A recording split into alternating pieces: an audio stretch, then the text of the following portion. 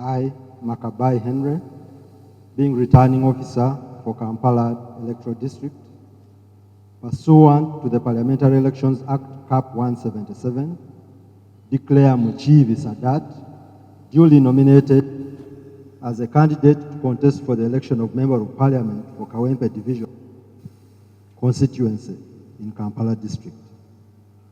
I have signed this date, 26th day of February 2025.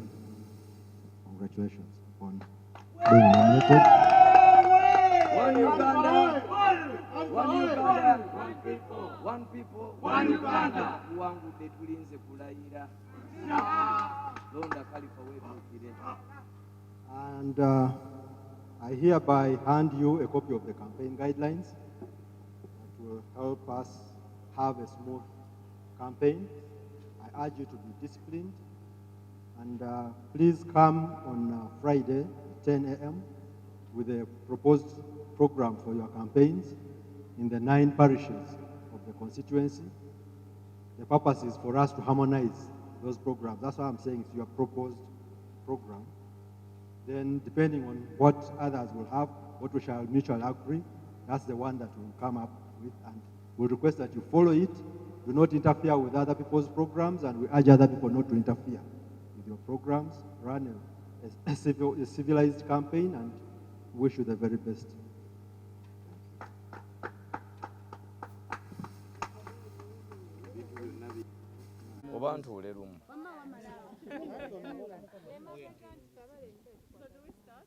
Yes. Recording. Kale, Shami Mutandika. What took you so long to be nominated? In English first. You know, my papers are heavy. I'm one of the candidates with the best results. According to my appearance and what people have been thinking about musicians, that musicians didn't go to school, and musicians are not educated, we are not bright enough for such positions. So they wanted to first clarify from my former school, from the Ministry of Education. That's why there was a delay. Yeah. Yes, please. Give us your manifesto. What are the key areas of focus? 2026. What are you going to do for the people of Kawempe North in the remaining months? Our main focus, despite that the remaining time is about 11 months, my main agenda is on mainly we are focusing on 3 points. That is economic development, the health sector, and fighting corruption, because corruption is the leading cause why people are suffering. Why? Something well, like government programs like PDM, when they come, because of corruption, they only benefit a few, and the majority suffers. So fighting corruption, African countries are suffering just because of corruption. I've got a chance to travel with being a musician. I've got a chance to travel to other countries like Dubai. The other month I was in Qatar. But those countries are far better, not because they are so rich, not because they are a bit different from our countries, just because they have leaders who love their country, who are patriotic about their country. But here, our leaders are corrupt. So, one of my main focus is on fighting corruption, servant leadership, unity among us, prospering together, fighting for the rule of law. Yes, madam, you are saying? Kale. Aboluganda mubuze. Oli contented n'embeera eno ey'amagye security ebiri wano abanyibokulu balaale. Oli contented nakyo? Yeah, security kituufu yeetaagisa. Kubanga abamu kuffe tutya empapula zaffe zibba. Watabawo security empapula ng'ezange zitukula bayinza okukola ki? Uzibba. Ate nga next time nyinza okuba nga neetaaga position endala enneneko okusinga ki? Okusinga eno. Naye just we nnyinza okuwabulamu aba security nti nno tukolaganire wamu. Poliisi eriwo okukuuma ffe n'ebintu byaffe. Teriwo ffe kukubagana nayo. Poliisi tubadde tugisaba nti nno mu mbeera yonna nze we mazze n'abawagizi bange poliisi baba deployinze muli batono muli bana ffe tuli over 500 to making abantu abo kuba mookinga kulaga nti nno oli mu kunyoomoola omukulembeze waabwe kubanga kijja kutuviiramu obuzibu. Ekirala poliisi mbadde ngisaba nnyo erwanirire effengayo ku ddembe lya bannamawulire. Omwana munnamawulire aba asindikiddwa akole nga guwa poliisi bw'osindikiddwa era at the end of the month osasulwa omusolo. Munnamawulire abaze ne kamera ye n'essimu ye bw'omubulookinga okuyingira okwata amawulire okutuusa ku bantu information kiba kya bulabe nnyo. Obanga agamba olina ky'okwekerera twagala ebintu bibeere byerufu bibeere transparent. So poliisi mbadde ngisaba mu bantu be musinga osobola okugaana abawagizi bange that I can understand because the place is small and mu avoiding a congestion. Naye bannamawulire bo mubakole ki mubaleke. For example waliwe batukwatidde wa poliisi abadde mwenanja kwegamba bonna n'abakambuwalira abasindikeri ne kamera zaabwe ekitali kirungi. Era mbadde nsaba poliisi eddembe lya bannamawulire ddyo mulireke. Munnamawulire yatutuusaako ebyo ebizibu abantu ebibatuukako mwe gye mutaba oba naffe ffennyini gye tutakola ki gye tutaba. So bakazi battu abo balina kampuni ze bakolera bw'abaza okusaka amawulire ayagala eri addeyo bambi bamupromoting ne ku mirimu bamusasule bulungi bakama be bamusiime. Kakati bw'omugaana okukwata emirimu gye naawe gwe naawekera ku makya nga bakugaanya okukola omulimu gwo at the end of the month ne batakusasula. Musinga okwekalakasa nti babasasula leeti babasasula katono. Noono omwana buli emirimu gye bwatagikola bulungi bajja musasula katono tebajja mu promotinga. So tukwataganire wamu tukolere wamu kubanga nga wegambye nti mu core values zange nga nze ng'omuntu njagala nnyo okukwataganira ki ewamu nga sifuddeyo oli wa ddiini ki oli wa kibiina ki oba ovaawa wasoma ki oli mugagga oba oli mwavu tukwataganire wamu. Uganda ffenna etumala. Obuzibu tewabaddewo obuzibu buli awo just nti n'ekintu kibaddewo pepa zange nungi nnyo okusinziira ku ndabika yange oba ku kye babadde basuubira kubanga abayimbi waliwo ekifaananyi kye baatusiiga nti ffe tetwasoma era tetulina nnyo magezi era omuyimbi ng'oyagala akuddukeko leeta ebintu by'empapula. So ne balaba empapula zange nga nungi nnyo zisinga ne bakandidates bonna bendi nabo mu lwokaano. So ne baagala okumanya ddala bituufu ne bakubako mu UNEB ne bakubako gye nasomera ne banoonya be nasoma nabo mu bagirlfriend be nali mbaddeko nabo okukakasiza ddala naye ng'empapula bamaze ne bagamba nti bintu bituufu kiryokke yingira olwokaano. Olabikanga atidde. Are you ready? No, tetutiddemu wadde n'akamu. Labira engeri gye tuvuddemu engeri abawagizi bannakawempe gye bamperekeddemu ne be tusanze ku kkubo nga batwegattako. Yoyo omubaka waffe already tuli bawanguzi.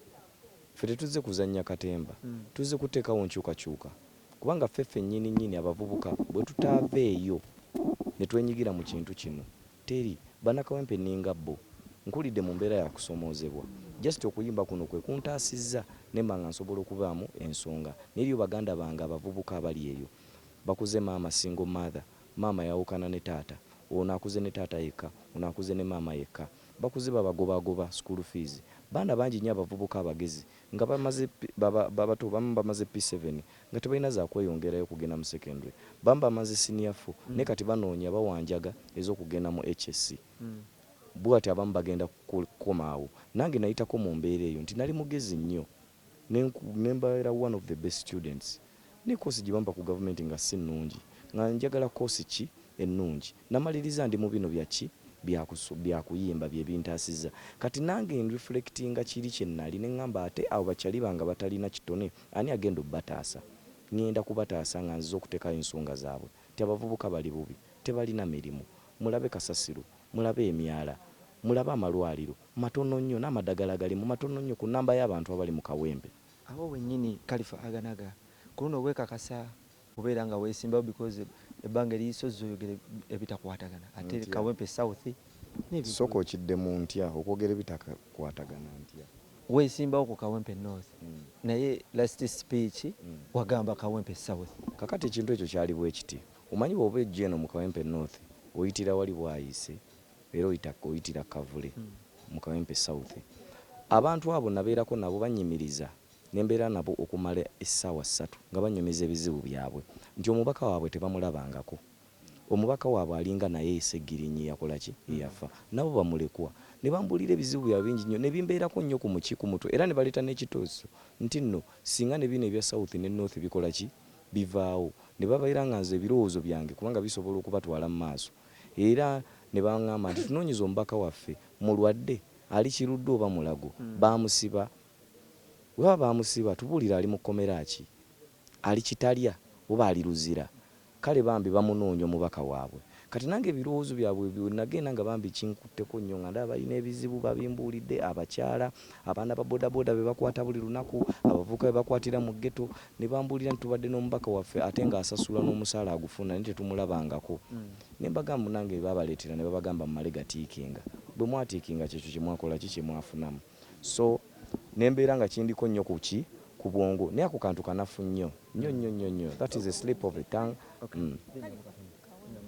Abamu ku bannayuganda balowooza ensooke male okubuuza maama abamu ku bannayuganda balowooza nti Khalifa ozze kuteekawo competition ku Bobi Wine engeri gye bakuuma kaadi eri ku NUP kituufu? Constitution ya Uganda etukkiriza buli omu okubeera affiliated ku kibiina kyonna era ffe twali ne muganda wange oyo nga tuli mu kisinde kya people power era naye bw'asalawo okukola ekibiina aba amanyi nti no mba nkoze ekibiina waliwo abagenda okukijjamu waliwo abagenda okugenda mu kibiina ekirala so tewaliwo buzibu bw'amaanyi tewaliwo just nze kutuusa ekintu kyange. No, the rest we shall get there. Okay. The rest will get there.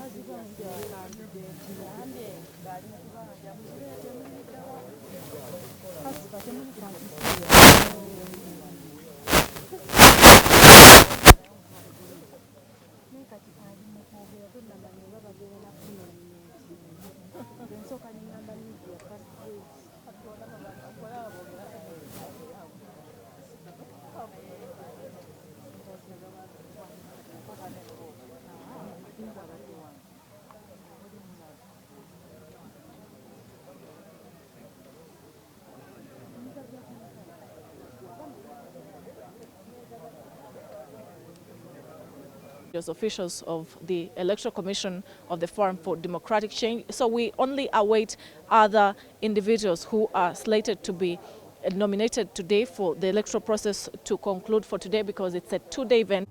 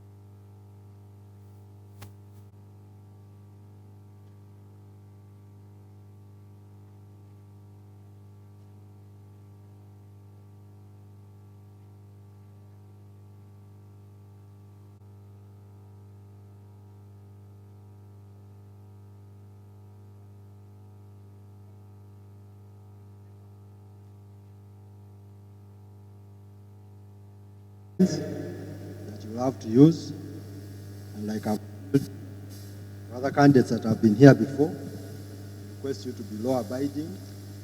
She is a candidate for NUP.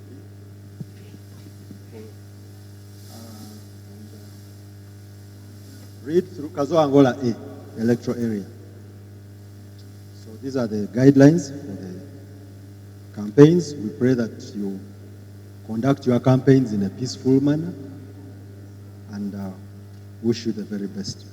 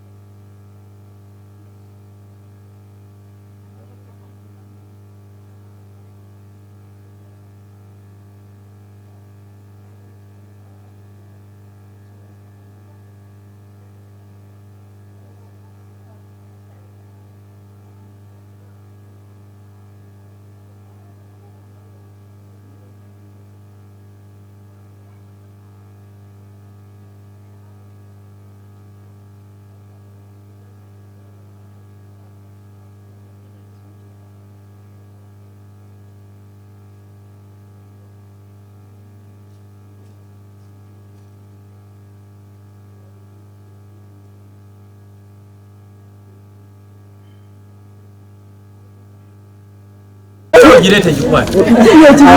Tusaba kukwatya ko polisawo.